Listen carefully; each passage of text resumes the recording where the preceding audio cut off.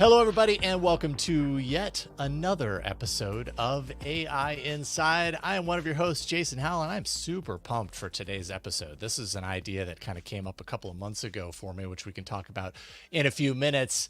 And I love the topic, and I absolutely love our guest. Before we get there, bringing onto the show, of course, Jeff Jarvis, the co-host. How you doing, Jeff? Great. I'm so eager to talk to Sal Khan. This is what a great get. Thank you, Jason. Absolutely. Hey, sometimes you just got to ask and you shall receive. Real quick, before we get to the interview, thank you to our supporters on Patreon. Joe Catskill is this week's famous patron at the top of the show. If you want to support us, you can. Patreon.com/AI Inside. And you too can get your name called out at the top of the show. We could not do this show without you. We could not interview the people that we get the chance to interview without your support. So thank you very much. Let's waste no more time. Let's get right to it. Bringing to the show Sal Khan. You may know Sal if you know anything about the Khan Academy, which I think is just a fantastic online education tool, resource, platform. Sal is the founder, also author of the upcoming book, Brave New Words, How AI Will Revolutionize Education, and why that's a good thing. Sal, it is fantastic to have you here today. Thank you. Thanks for having me, Jason and Jeff. Yeah, it's an absolute pleasure to get the chance to chat with you for a little bit about this. I alluded to it kind of in the setup, and I think maybe I've told the story on the show before, but I'm going to tell it again just because this is the reason why I even considered this in the first place. I help out in my daughter's school from time to time. I go in there helping out with homework and, get the chance to kind of see everything going on behind the scenes and everything. And when I was there like a month and a half ago, there was an art teacher who was working with a class, and she was giving an art assignment to the 5th grade class. And one of the boys, one of the 5th grade students, raises his hand. He's like, "Can we use AI for this assignment?" And she seemed, kind of confounded, a little like, like she was, I don't know if she wasn't prepared for the question or if she was truly considering the request. But ultimately she said, "No, you can't use AI in the classroom." But it just really got me thinking, like, this is a really big moment right now for the institutional kind of norms of education and how they're being challenged in a number of different ways. I guess talk a little bit about that. That's this challenging position that teachers are really kind of facing right now as that AI is pushing up against their practiced methods of teaching course material. Yeah, there's real tensions, and I write a lot about this in the book, where there's legitimate reasons to be worried about artificial intelligence in the classroom. You gave an example from an art class just now, but yeah, if you're used to the students fully constructing it on their own, and now there's this, it takes a little bit to process it. Obviously, there's a lot that's been written about writing and students using these tools, using Chat GPT. And I write in the book, it completely makes sense for teachers to not allow that, because these tools were not made for education purposes. And so if a student uses Chat GPT in a place, and hold on, my dog is... That's okay. We like dogs in the other room. We approve of dogs here. Okay. I was trying to hold my focus with her scratching the door like that. I get it. But if you're, it's completely legitimate for an educator to have a sense of what the student is able to do completely on their own. And for that, I could imagine doing more in-class assignments. Now, on the other side of the argument, we know that these tools, whether it's image creation or whether it's writing, they're going to be part of the future. I encourage all the employees at Khan Academy, if you're not using these tools in some way, shape, or form, like you should be learning how to use them. And so there's also the argument that there should increasingly, especially in, I would say, high school and college, more and more projects where the teacher, whether it's an art teacher or whether it's a writing teacher, say, "No, I do want you to use any tool you can find, but I'm going to expect something more ambitious." And then I think there's going to be a middle ground where, and there's a whole chapter about this in the book, where teachers are going to want to still the traditional take-home project, which right now things like ChatGPT puts a lot of questions around.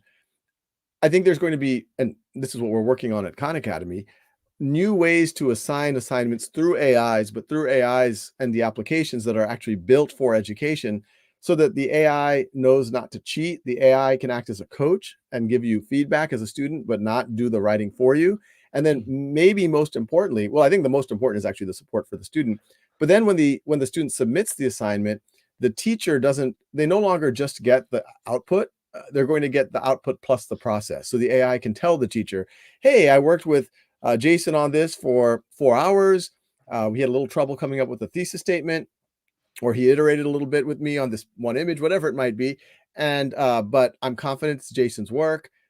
It's consistent with the writing that he's done in class. Versus if you were to go to Chat GPT and just copy and paste, it would say, hey, this assignment looks shady. I don't know where it came from. We didn't work on it together. So I actually think AI can help mitigate the cheating as opposed to just becoming a tool for it. So I'm so delighted to be talking to you because I'm an educator of sorts, only a journalism teacher, but that's all I am. But I'm working on a program about bringing AI and the internet together with the humanities and the social sciences. And I noticed in the table of contents from your book, which I can't wait to read next month when it comes out, that you talk about the social sciences even before you talk about STEM. And I'm sure you know that Jensen Huang said about 2 weeks ago that universities should stop training computer scientists, that now the miracle of AI is that we can all code, we can all do the same thing at once. And I'm curious whether you see, you talk about the AI as a tool of education, but also the impact of AI on education.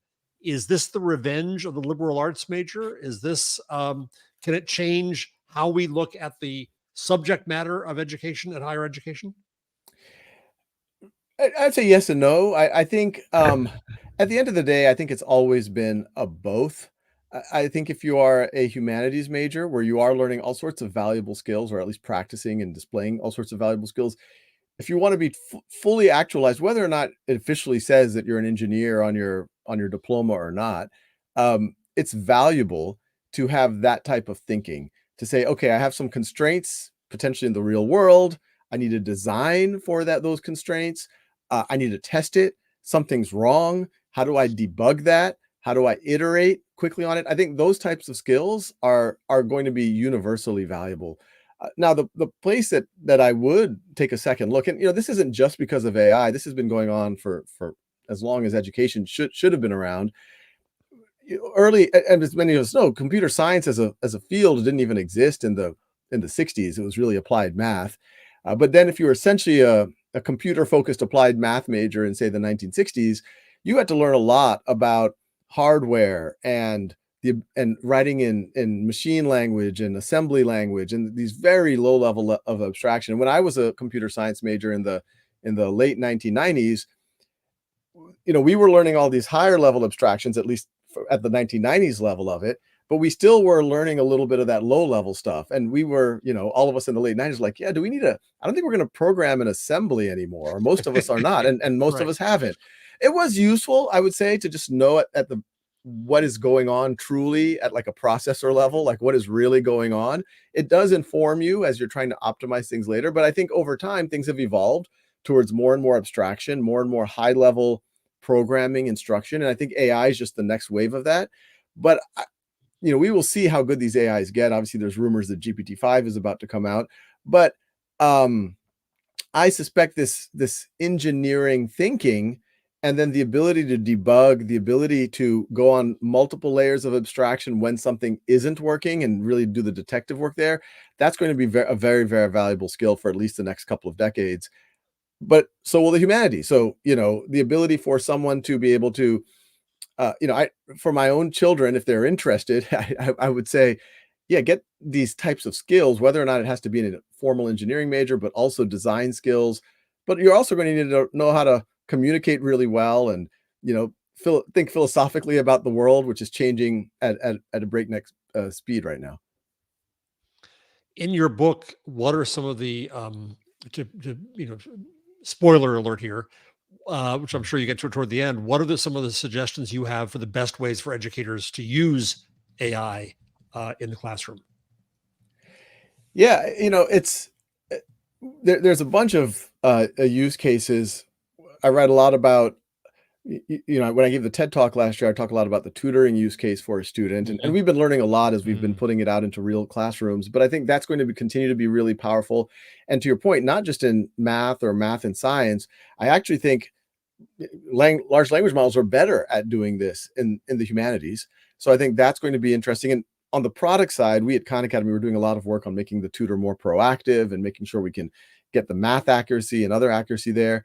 I think I think teachers using it in the context of an existing scope and sequence, say on Khan Academy, that is not AI generated, but AI there to support it, I think is going to be really interesting over the next couple of years.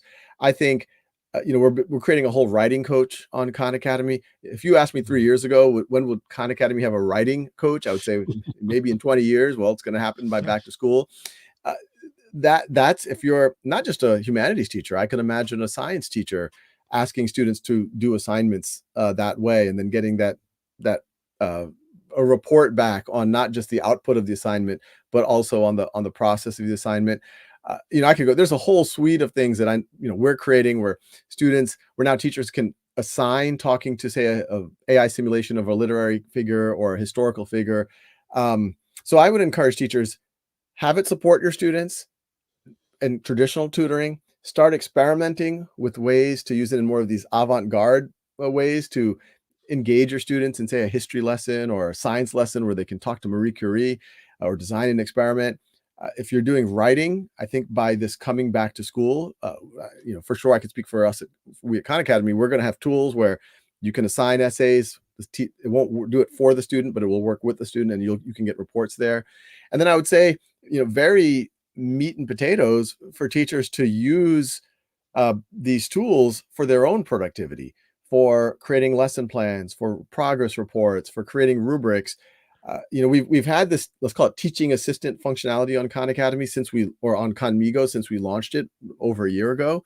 But in the next few months, we're going to make this much, much more accessible to a very broad segment of teachers. Pretty much any teacher in the United States is going to be able to have access to these tools. Yeah. So what comes up for me around this is like this is all really fantastic.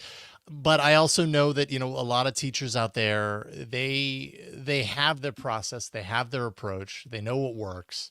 And now this technology kind of comes into view. And I'm sure some teachers are curious, and a lot of teachers are resistant. Like, I don't know, in your experience, what are you seeing as far as the teacher reaction to kind of the necessity around not just learning how to teach in different ways, because they're probably very used to that, but technology, and especially emerging technology, can be, unfortunately, a really scary thing because it's uncertain, it's unknown. It's this like thing that, oh, well, I couldn't possibly do that. I don't know enough about it to do it effectively. How are teachers responding to what you're talking about here as far as that's concerned? Yeah, I mean, on one level, the response has been more positive than I would have predicted, say, a year and a half ago when we started working on Right. this. There's definitely more openness to it. I think most educators have realized that they can't ignore this technology. At the same time, to your point, there's an early adopter crowd, as there always is, of say 5%, 5 or 10% of teachers they're already latched onto it and are already using it in different ways, especially for their own productivity. But the other 90%, what we're finding when we go into school districts, we're having to do more professional development than we had before. Even though in some ways the AI is easier to use, you can interface it more conversationally than a traditional, web user interface, things like that. And the first conversation is to just really make sure teachers know that this is not going to replace you. And we say that completely sincerely. We don't know, we do not believe, and I write about this extensively in Brave New Words, this is not going to replace teachers, but it is going to be a significant teacher's aid. And so when we make that very clear, and then we show very credibly how it can be their aid. We have a school district out here in Northern California who's estimating that it could save their teachers about 5 hours per teacher per week. That's a very exciting narrative, especially coming from the ed tech world. Ed tech in the last 10 years, and Khan Academy is guilty of what I'm about to say, is we would go to educators and we'd say, look, we have all these efficacy studies. If you learn to use this new thing and modify your school day so that you get to use Khan Academy or whatever tool we're talking about for 20 minutes, 3 times a week, you're going to have all sorts of learning gains. And most educators, that's what they're in it for. They want to improve their students' learning outcomes. And so when they hear about it, they're like, oh yeah, I want to do that. But it is giving them one more thing to learn, one more thing to Yes. do, and they're already stretched thin. And what's exciting about these generative AI tools is the headline is, hey, before you even talk about using it with your students, you can use it directly. And yeah, there's going to be a little bit of a learning curve, But as soon as you get down that learning curve, you could be saving 5-10 hours a week. That's a pretty good value proposition for teachers. It's actually going to take stuff off their plate. And then I think they're going to feel more comfortable leveraging it with students. Mm-hmm. So I went to a meeting at a university talking about this new program I want to start, and it was very exciting that an English teacher in the room, undergraduate level, had come in right after. I always forget. Is it Sola? Is that the? Oh yeah, yeah, Sola. from Afghanistan. So they had just released the first videos, and the videos we just got are 10 times even more amazing. And she threw out her lesson plan for the day, and she said, "Okay, we're going to write prompts." And it was wonderful to see how excited she was about how excited the students were about thinking in a new way. And at the end of the day, end of the lesson, she could say, "See, learning how to express yourself in English is a good thing." And to see this not as a replacement, which you've made very clear that people should not see it as, to see it as a tool for creativity. AI and creativity is one of the subheads in your book. I wrote a book about the Gutenberg years called the Gutenberg Parenthesis, and it struck me how it took time for the technology and the technologists to fade in the background. And so I wonder when there comes a point with AI where we don't see it and the internet itself as this awesome technology, but instead really understand it as a tool and a tool to put to use as we want. I was heartened when the MLA, the Association of basically English teachers, issued its guidelines for the use of AI and said, don't be scared of it. And they said that print and autocorrect are just tools to help people write. And the same here. How do you see so often I think at the beginning of a technology, people think that to use it is cheating. Mm-hmm. And we heard that obviously at the very beginnings of ChatGPT and LLMs. When does the idea that this is a useful tool to help you express yourself better? One thing I've speculated about is whether LLMs can help extend literacy and our definitions of literacy. What are some of the expansive ways that you see AI expanding our definition of education? Yeah, and I'll start in kind of in reverse order. I'll give a very tangible example that I have directly observed of AI support improving engagement with literacy and writing in ways that would have been hard before. My now 9-year-old, but 8-year-old, when he started playing with Conmigo, we have an activity that is designed for essentially his age, which is write a story with me, where you get to riff with the AI and brainstorm a plot for a story. And then you write a paragraph, the AI gives you feedback for that, and then it'll write a sentence or two or a paragraph, then you go back and forth. And my 8-year-old, his stories, one, he didn't consider himself a story writer or a great reader before. It wasn't part of his identity.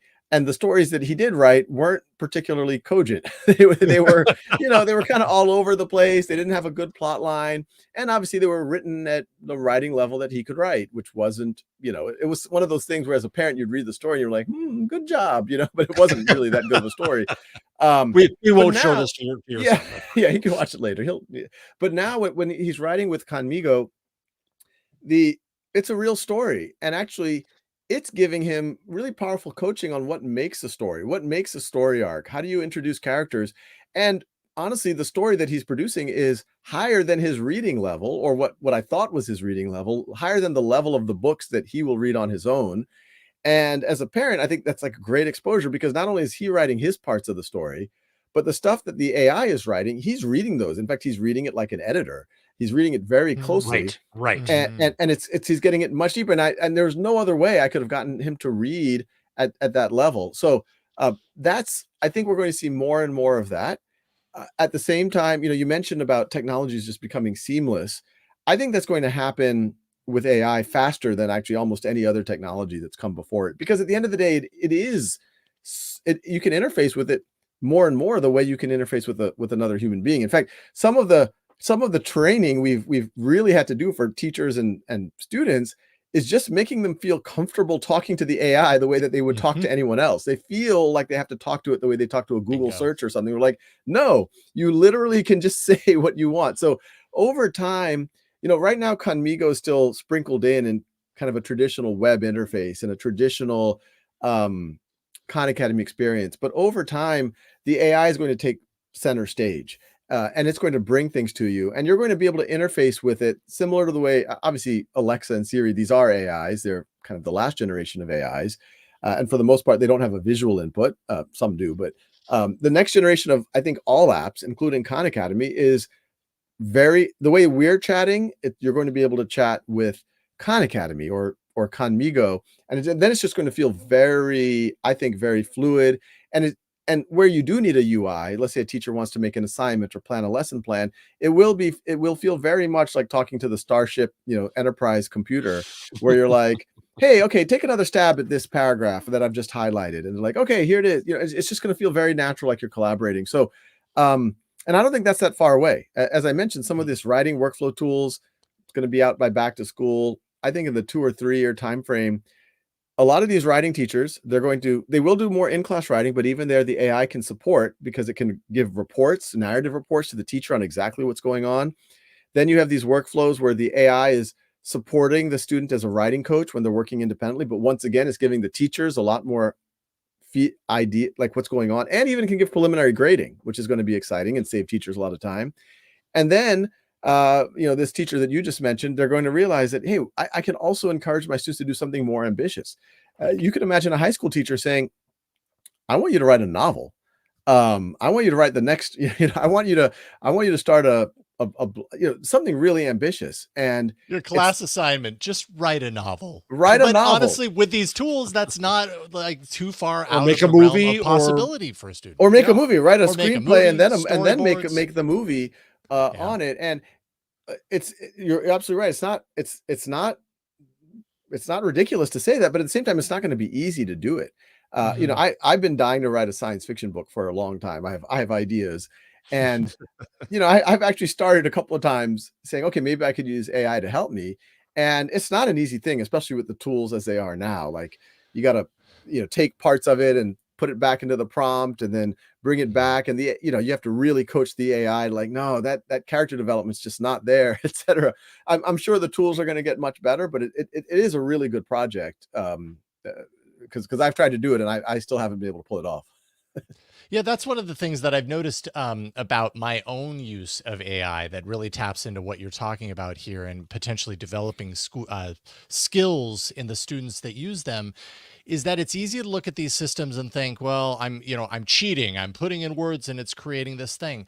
But when I look at it through the lens of the skills that I'm learning in order to do that, like, there is a certain syntax to everything, when it comes to computers. But with AI, the syntax really is, as we've talked about many times on this show, often the English language, and just speaking clearly and organizing your thoughts and using your creativity and your imagination and your knowledge to essentially be a creative director to a certain degree. And that is a certain skill that is learned. And so I suppose for some people it's inherent, but for other people like myself, like, I have to practice to do that. When I interact with some of these tools, I realize I'm flexing that muscle, and that's got to be a huge, a very advantageous skill for students to learn, especially in light of the fact that these tools are going to become more and more powerful and more pervasive in all the things that we're doing online.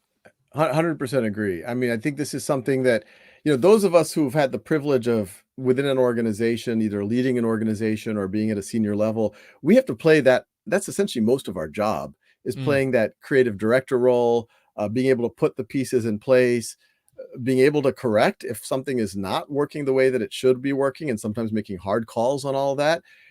Those are the people who get paid the most in most organizations. So that's already there. And, a lot I write about this in the book, in Brave New Words, is the skill of the future is you're going to elevate from being a entry-level coder to being a software architect very fast. You're going to elevate from being a staff level writer to the editor-in-chief very, very fast. But no one wants an editor-in-chief who can't write as well as the staff writers. No one wants a software architect who can't code as well as the staff coders. And so it's just as important to learn these skills, but now you're going to have to learn this next level skill. So yes, if you showed me a young person who has made a high quality polished app today using AI, because the high quality polished part, that last 10% takes a lot of know-how to use these somewhat raw tools to get that polish. And I don't think even GPT-5 or GPT-6 are going to just, like, just with a simple prompt, you're going to be able to create a truly polished artifact. I think that I would hire that person. Mhm. I think that's Mhm. fascinating. You're presenting a world where the AI helps, I think, people learn leadership Hmm. and Mhm. standards. I went to a World Economic Forum event online yesterday, and someone there talked about how the software used to QA us, and now we QA the software. We become the arbiters of quality. One more question for me, if I may. Um, I think when we talk about learning sets right now in my field in journalism, my colleagues are being jerks, frankly, in wanting to pull things out of the web and out of training sets. Uh, New York Times suing OpenAI and on and on and on, and fights over copyright and so on. But what concerns me far more is what's missing in the um, corpus of digital human knowledge that's built by the people who had the power to publish in the past. It's an equation, a product of power, and I think what we have to do is look at what's missing in this. So as you look at these tools, I'm curious whether you've come across things where the bias inherent in the history of all of our text that comes through the models is a problem. What do we need to encourage these companies do to augment them, to make them better in their essence? Yeah, I haven't, the obvious bias that you see is the bias towards English, just because English Mhm. is the preponderance of the internet and the texts that have been trained on. And you see that in the large language models where they, we've seen it. We run benchmarks on how it's performing in a whole set of languages, and it's, how close it is to English or another major language like Spanish is essentially how well it's going to perform. Um, there's a broader conversation. I mean, and it's a little bit of a tension and an irony where I think the most critics of AI, especially how AIs get trained, and it's usually the same person will make two statements that are in some ways contradictory.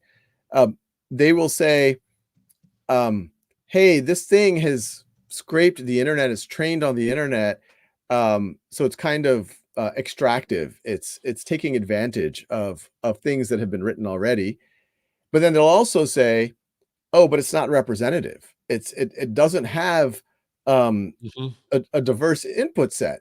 And but then you say, "Well, okay, well, let's get more of that diverse input set." Is they're like, "No, no, no, we're not going to do it unless you pay us a lot of Right, money." right, and exactly.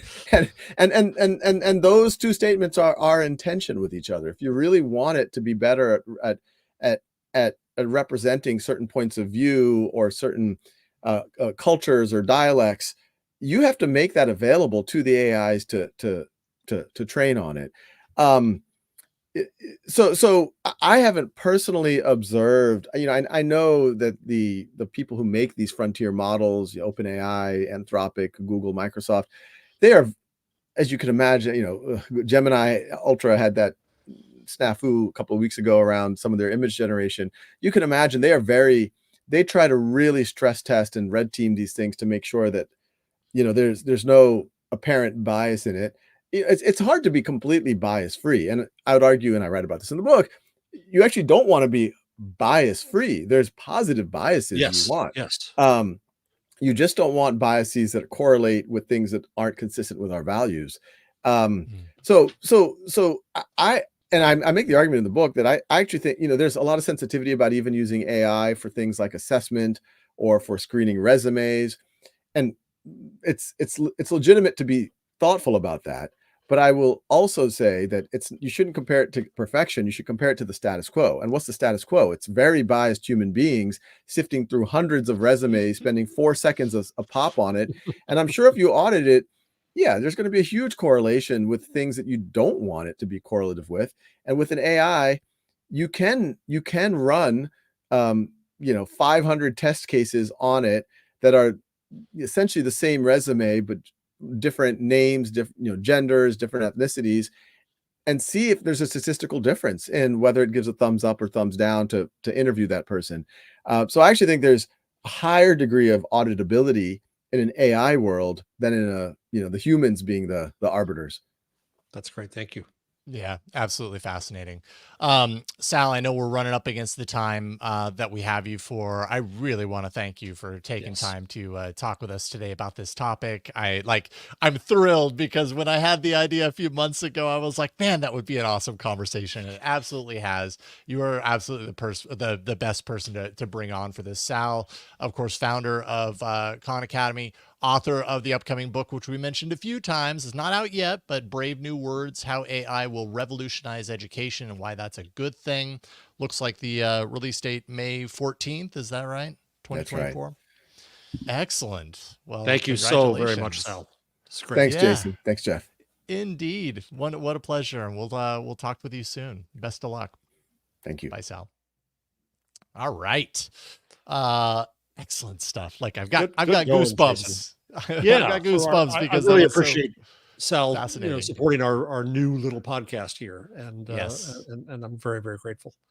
Indeed. And also just as another personal anecdote, I have to say, and I think I meant to mention this to Sal when he was on, my little fanboy moment, but during the pandemic, my daughters, we had to find a lot of ways and get creative on filling their minds with good information and everything. And my older daughter expressed interest in coding, and so I went to Khan Academy, and she worked with that for a while to kind of start learning things, and she really, really enjoyed it. So she hasn't Yeah, stuck with coding really much, but she enjoyed yeah, it then, and that's no, what's the she should be important part. your daughter at this age should be a dilettante. Should be trying lots and lots of things, and the fact that she tried Totally. coding, she might come back to it, and that's great. I was She thinking loves as he was math. talking, I wonder what in my sorry to plug in my upcoming book, Hmm. I talk I write a thank you note to the internet, because imagine what life in the pandemic would have been without it. Totally. Oh my And goodness. we now see testing coming out about education. Students are behind. Well, of course they are. They went through, we weathered a storm, and they came through better than they would have otherwise. And so let's be grateful for that. But it Yeah. makes me wonder, what if the tools that Sal has up now at Khan Academy and the tools he anticipates had been up at the beginning of the pandemic? How much of a difference would that or would that not have made in the outcomes for students to Yeah. have had another helpmate? We won't know, but I think the potential is great. Yeah. For the next pandemic, we're prepared. Sorry, I said that out loud. Yeah. But Well, the great thing yes, about it's so Sal cool. too is his attitude from the beginning of Khan Academy Yeah. is of education as generosity.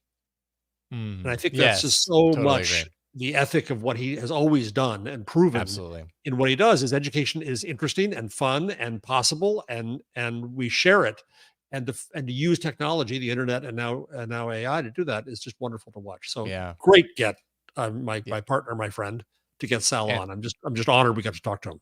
yeah, absolutely. Me too. Me too. We've got interesting news, of course. The news world with AI does not slow down for Sal Khan as much as we might think it possibly could. That's coming up in a second. All right, let's take a look at some of the big news items from the week. Emad Mostaque, the CEO of Stability AI, stepped down last week, departed the board entirely as well, which actually, in combination with the Inflection AI CEO Mustafa Soliman leaving for Microsoft, makes last week a pretty consequential week when it comes to leadership in AI.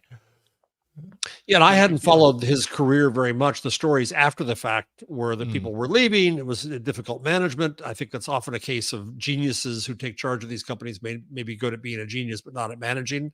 Mm. So I don't know the details here. I also saw a story today, which I shouldn't even mention because it was so anonymous and probably from embittered ex-employees. But um, I saw a story from Business Insider that said that VCs don't like Sam Altman's attitude. And well, Sam Altman kind of won every power game there was, so he's in charge of the mountain right now. And I think Yeah. all of these guys who are in charge of these companies who were building smart machines kind of get full of themselves. Yeah. Well, yeah, and especially the rate at which in the last, couple of years, the rate at which it kind of accelerated to this moment of, oh my God, you know, the second coming is artificial intelligence. It's going to do all these things. And yeah, it's how, you know, I often think about this with incredibly followed and, you know, and popular, for lack of a better word right now, like actors and singers and stuff. How do you do that and keep a sane kind of view of the world and not get swept up in that public energy? And I don't know how you do that. I don't know that I'd be able to do that.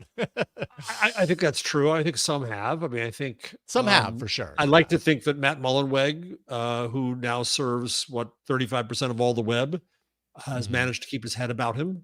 For sure. There's a few out there, but as everybody always points out at this moment, Steve Jobs was a jerk. He was a brilliant jerk and a wonderful jerk, and we love what he created, but he was a jerk. You know, so is that an inevitability of genius? I hope not.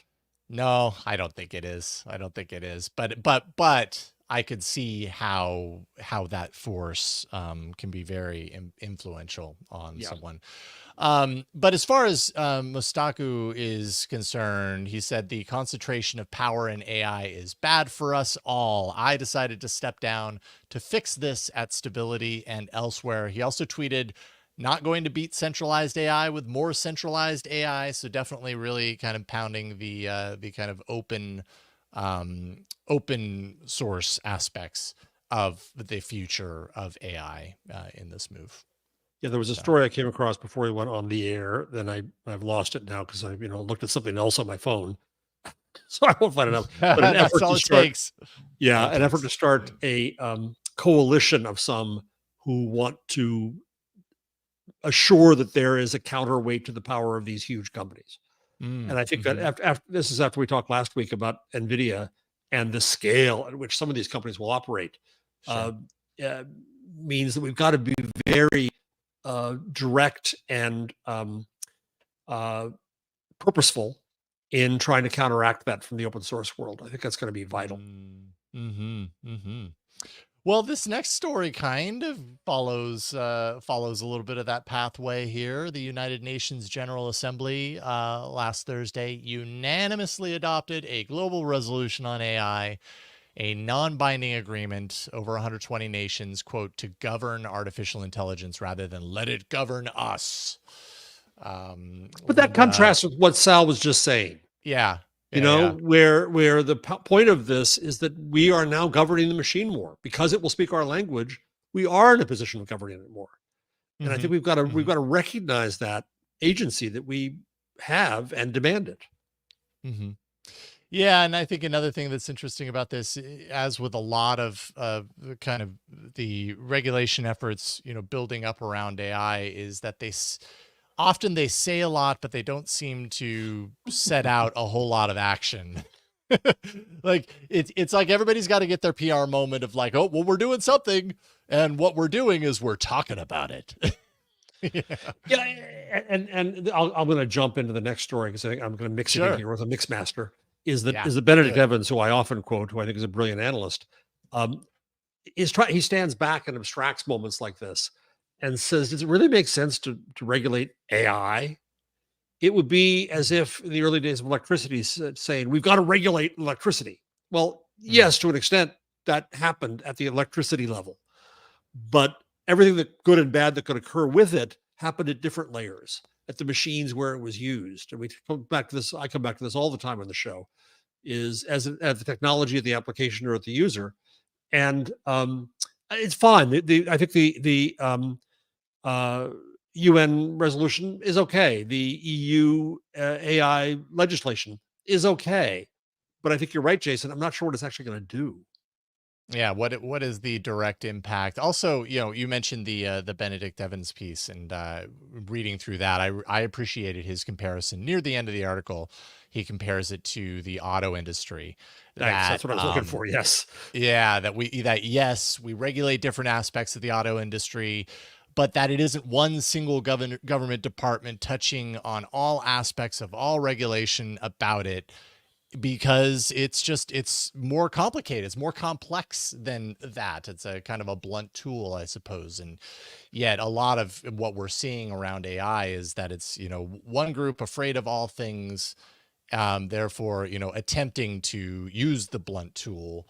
Benedict argues that, it shouldn't be regulated entirely by one group. There should be multiple groups looking at the different facets that they understand. At the end of the day, do they understand it? That's important for this type. And do they have and do they exercise their responsibility in their domain? I mean, to read from the piece he wrote, we don't have one government department, one omnibus law to cover how GM treats its dealers, collision and safety standards, congestion charging in big cities, whether the tax code encourages low density development, what to do about teenage boys drinking and driving too fast, and the security of national oil supplies. Right? So all those things are regulated. All those things are researched and looked at, but from domains. And to think that you can have that one uber piece of legislation or that one uber resolution. Okay, we've dealt with it now. Aren't we wonderful? Everything. It abrogates the responsibility at all levels. Yeah. Because AI is going to touch everything, and every sector is going to need to know is going to define responsible use. I think is the key here, and make promises. In my next book, I call it covenants.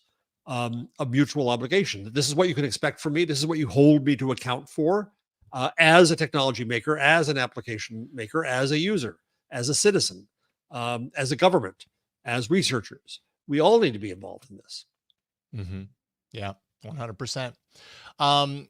Further down this line is the Tennessee law that you put this one in here. I'm eager to hear, as you explain it, what you think of this. Go ahead. I'm sorry I interrupted. Go ahead and explain it. No, not at all. I just think it's interesting. The Ensuring Likeness, Voice, and Image Security Act. Break that out into your acronym, and you've got ELVIS, which I think is hilarious. They had to go there. This is Tennessee. Oh man, all those words writing Elvis, that just cracked me up when I read that. Anyways, it was signed into law in the state of Tennessee. It focuses on how a person's likeness can be used, includes protections for artist voices that would be used and cloned using AI and deepfake technology, as the spooky word is. Prohibits the use of AI to mimic artist voices without their permission, which I think is totally reasonable, right? If something is convincingly another person, and that person, and that something is saying things that person wouldn't say, I don't know. I think I don't want my voice saying things I don't want it to say. I don't know. What do you think about that? In my contrarian way, I was troubled by this. Okay. The Elvis Act of 1984 was intended to extend protection past death, so that you couldn't just take advantage of Elvis. But it was really about a right of publicity. You couldn't use Elvis for an ad unless the estate approved. It wasn't just about impersonating Elvis, because God knows there's an entire industry. There's an industry of Elvis yes, impersonators. You're absolutely and right. by the way, one of the Elvis impersonators out there is named Jeff Jarvis. And he works in Vegas, and I'm sure he's like very legitimately good. Not you. You're not saying Not that me. you like to moonlight as an Elvis impersonator. We have not been in the same room at the same time, but there is an Elvis impersonator named Jeff Jarvis. That's hilarious. What troubles me about this, because now what they're doing is they're going beyond just commercial use to say that any impersonation of someone and their voice and their image and a photograph is barred. Well, that once again, and the same problem I have with the New York Times suing OpenAI is it shrinks fair use. And fair use says that we can comment on things. So around satire, around comment, around simply creative. Point. What about, garage bands that want to be the Rolling Stones? They ain't the Rolling Stones. You could hear it in two strums of a guitar, but shouldn't they have the right to try to be the Rolling Stones? Shouldn't they have the right to just try, or imitate them, or make fun of them, or pay tribute to them? Any of those. And so if you think that you come along, well, now AI's here and deep fakes, so we got to stop it. we have to stop thinking at the layer of the technology and start thinking at the layer of the principle. So at the layer of the technology, people are saying, oh, AI bad. But at the layer of the principle, what else are you cutting off when you cut this off? So even a student who wants to say, one of Sal's, if Sal wants to write I'm sure he won't do this, he'll do it in his own voice, but if he wanted to write a sci-fi novel in the spirit of, pick your favorite author in sci-fi, should he be able to do that? We come across this with fan fiction all the time.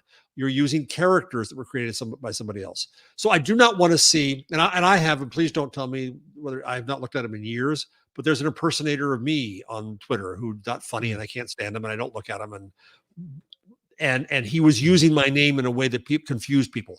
That's wrong. Right. If you use things in a way to defraud people, to impersonate them, to confuse about their own true nature, to confuse the audience, yes, that's wrong. And the social networks and others should have policies that deal with that. And jerks who do that should be shunned for doing it. But to pass a law saying, no, nobody can sound like Elvis or Dolly. Nobody can do a Dolly tribute. I find that troubling in an extension of copyright and a shrinkage of fair use. So I said I was going to be contrarian, and there I am. No, I love that. And I appreciate that, because I also, as you were kind of setting this scene, I'm also reminded, like, there are a lot of people who sound like other people and, who do, voice impersonations, and, they're incredibly convincing. And with, again, kind of touching back on a recurring theme on this show, what is the difference between that person doing a really effective Bill Gates impression with their voice and being allowed to do it versus an AI being able to mimic Bill Gates' voice and not being allowed to do it? Like, what actually is the difference? It's the technology is the difference. Right. But in the end, this is what Benedict Evans would say too. In the end, it is the use. Did you put that to good use, what is the purpose, or bad use? If you did it to pay tribute to Bill Gates, or to have fun at his expense, in a parody, that's fair, and that's freedom of expression. If you do it to convince people that you should give fake Bill Gates money for fraudulent purposes, no, but there's already laws against that. Yeah, 100%. I totally agree with this. Okay, I appreciate you talking about this, because you've kind of reversed. It's not that I looked at this and I was like, yes, heck yeah, to the wall, like, I love this thing. But I often, like, read these things, and the thought that comes up for me is, okay, like, if I put myself in that position and there was a Jason Howell voice out there saying incredibly inflammatory things, or telling people to, send money to this Bitcoin fund or whatever with my name on it, I would absolutely not want that to be the case. Right. But what you're arguing here is that it isn't necessarily the AI system that creates the duplicate voice that is the problem. It is just the act of using that to do something that is illegal, unethical, whatever the case may be. Right. And that is the ultimate issue. So does an act or a bill like this actually address the core issue? No, it is more of a reaction to the technology. And yeah, I get it. Thank you.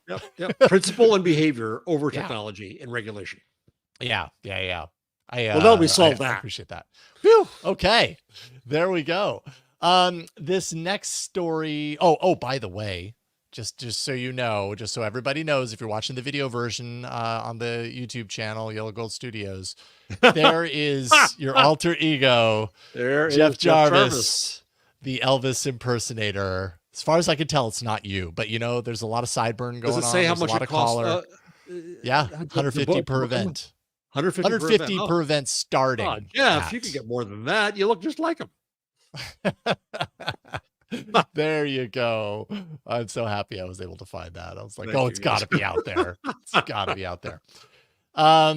Next story here. We just got a few more, and then we'll wrap things up. And this actually reminds me of the conversation we had with Sven Sturmer Thaulo from Schibsted.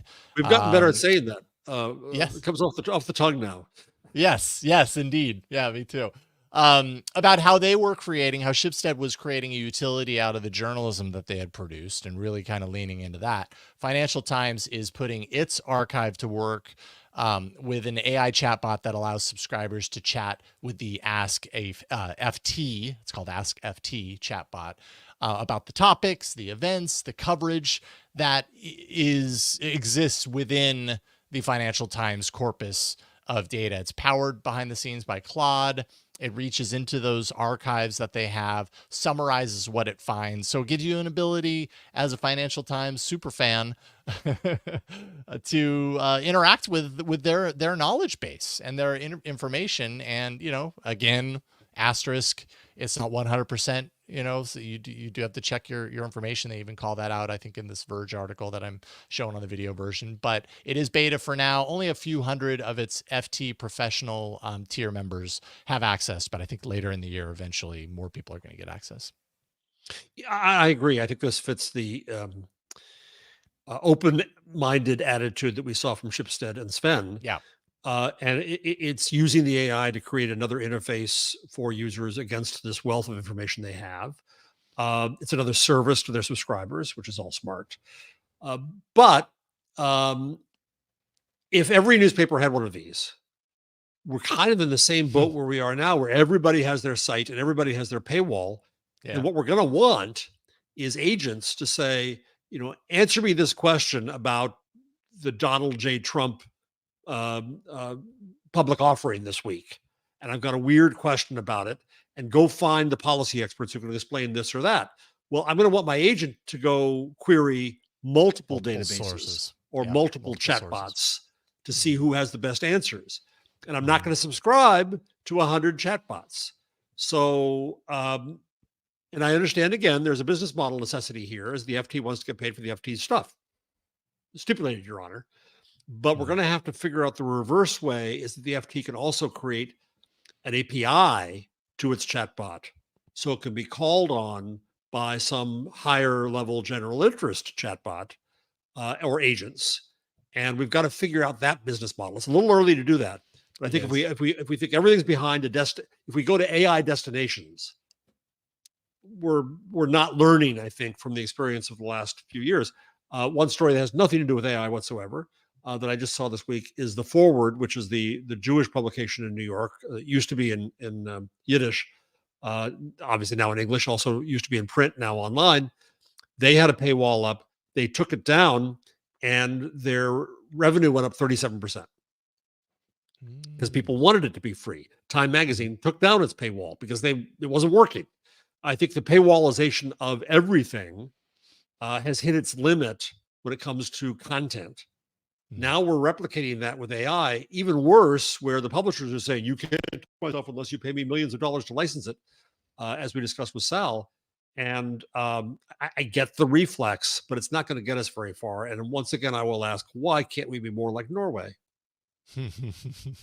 Where all the publishers collaborated. I'm giving a talk. Yeah, right. Yeah. Unfortunately, I'm not able to go. I was invited to Copenhagen for the Norway AI and Media Conference, which I was dying to go to, but now that I don't have an expense account, it's a lot harder.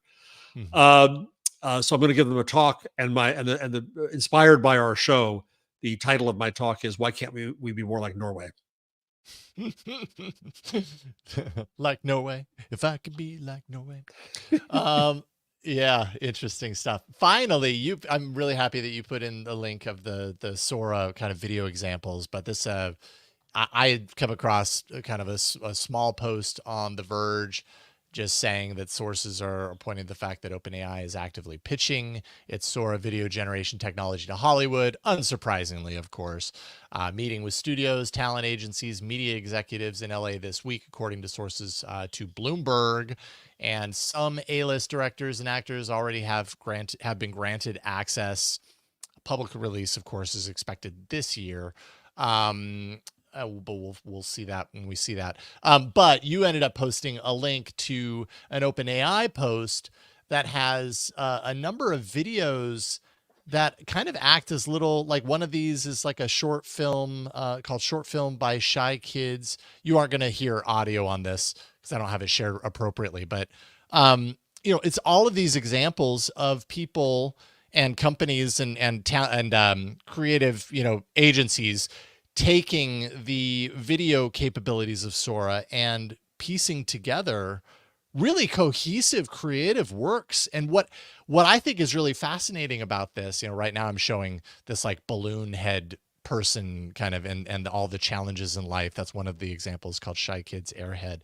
But is the really kind of like unique perspective, almost psychedelic perspective, which is not uncommon for anything in the realm of AI. There are so often examples that are shared that really have kind of like a psychedelic twinge to them, where or a dreamlike state where you're like, the only other place in my life that I could have visualized anything close to this would be in my dreams. And now these systems allow you to kind of expand on these 2 or 3 second clips, right? To get to the point to where we can do some really unique storytelling and do some things with the video generation that, yeah, I'm sure someone could do this with their tools that they had before.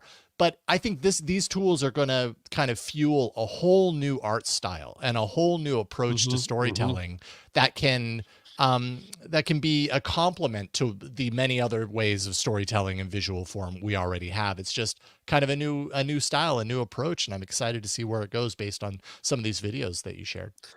Yeah, a few things excite me about this. One is that OpenAI is being collaborative with creators, and they went to talented people, and they in turn use this as a tool for creativity, which is what I think this stuff should be from the beginning. It shouldn't be writing news stories. It shouldn't be used with search.